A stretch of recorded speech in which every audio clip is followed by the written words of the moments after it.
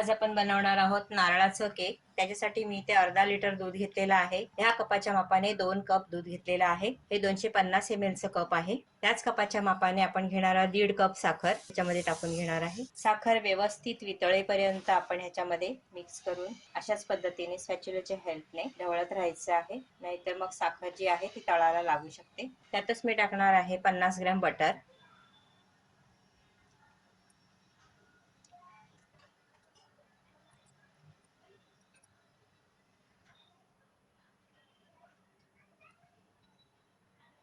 8 ते 10 मिनिटं झालेली आहेत। साखर आणि बटर व्यवस्थित वितळलेलं आहे आणि दूधही थोडंसं आटलेलं आहे। साईडला लागलेली मलाई आपण त्याच्यामध्ये स्पॅच्युलाच्या हेल्पने काढून घेणार आहोत, मिक्स करणार आहोत। आता आपण ह्याच्यामध्ये टाकणार आहोत डेसिकेटेड कोकोनट। हे मी 2.5 कप घेतलेले आहे, 200 ग्रॅम आहे।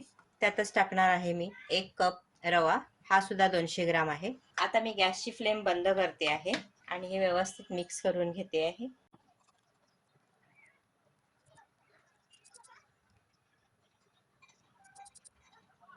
मिश्रण पूर्णपणे गरम असल्याने त्याच्यामध्ये असलेला रवा आणि खोबरं म्हणजेच डेसिकेटेड कोकोनट व्यवस्थित फुलून निघणार आहे। मिश्रण मी पूर्णपणे छान असं मिक्स करून घेतलेलं आहे। आता आपण हे मिश्रण थंड करून घेणार आहोत। आता मी हे साईडला ठेवते, एका भांड्यामध्ये काढून घेते आणि थंड करून घेते।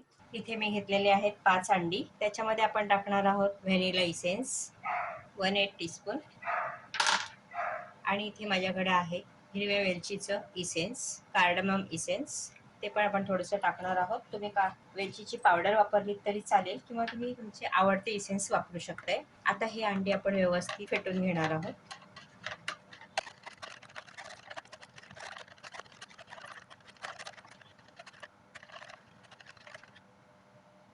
अंडी व्यवस्थित फेटून झालेली आहे। आता आपण हे तयार केलेलं जे मिश्रण आहे पूर्णपणे थंड झालं की याच्यामध्ये मिक्स करून घ्यायचं आहे।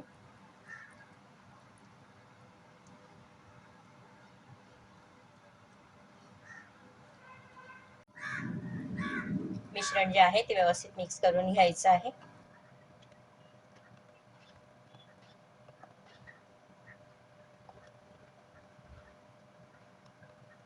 हे केक आपण तुपामध्ये बनवणार आहोत, तर मी ते टोप प्रीहीट व्हायला ठेवलेलं आहे। फास्ट गॅसवरती 5 मिनिटासाठी प्रीहीट व्हायला ठेवलेलं आहे, गरम करायला ठेवलेलं आहे। मिश्रण छान मिक्स करून झालेलं आहे। आता आपण ह्याच्यामध्ये टाकणार आहोत 1 छोटा चमचा बेकिंग पावडर, छान मिक्स करून घ्यायचं आहे। साईडला मी 8x8 इंचाचं एक केक टीन घेतलेला आहे, त्याला मी तुपाने ग्रीस करून घेतलेला आहे आणि बटर पेपर लावून घेतलेला आहे। त्याच्यामध्ये आपण हे मिश्रण घालून घेणार आहोत। थोडंसं टॅप करून घ्यायचं आहे। प्रीहीटेड तुपामध्ये मी एक स्टँड ठेवलेला आहे, त्या स्टँडवरती आपण हे केक टीन ठेवणार आहोत आणि आता मंद आचेवर आपण हे बेक करून घेणार आहोत। तर मी याच्यावर झाकण ठेवते। झाकण सारखं सारखं उघडायचं नाहीये, आपण 30 मिनिटांनी उघडून पाहणार आहोत। आपण केक चेक करून पाहूया।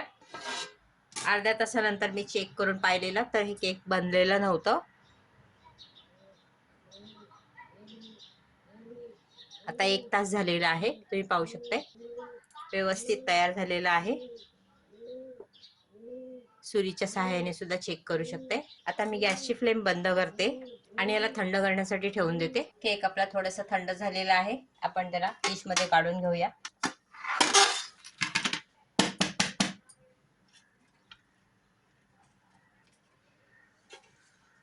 मस्तच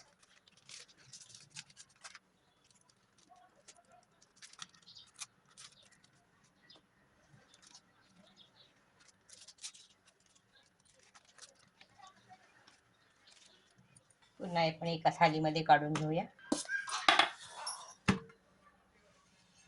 याच्यावरती आपण थोडीशी पिठी साखर टाकून घेणार आहोत, हे ऑप्शनल आहे। आता आपण कट करून घेणार आहोत। तुम्हाला साईड नको असतील तर ते भी कट करून घेऊ शकते।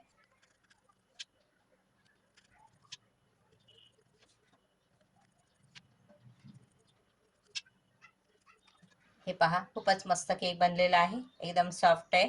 तर तुम्ही ही रेसिपी नक्की ट्राय करा।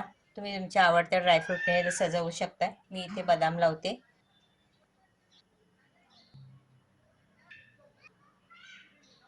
सजावटीसाठी मी इथे पिठी साखर टाकलेली आहे. ते तुम्ही डेसिकेटेड कोकोनट वापरलात तरी सुद्धा चालेल. हे तुम्ही पाहू शकताय. किती छान केक बनवून तयार आहे. तर ही रेसिपी तुम्ही नक्की ट्राय करा. आवडल्यास व्हिडिओ खाली लाईक करा, फ्रेंड्स फॅमिली बरोबर शेअर करा, कमेंट करायला विसरू नका. धन्यवाद.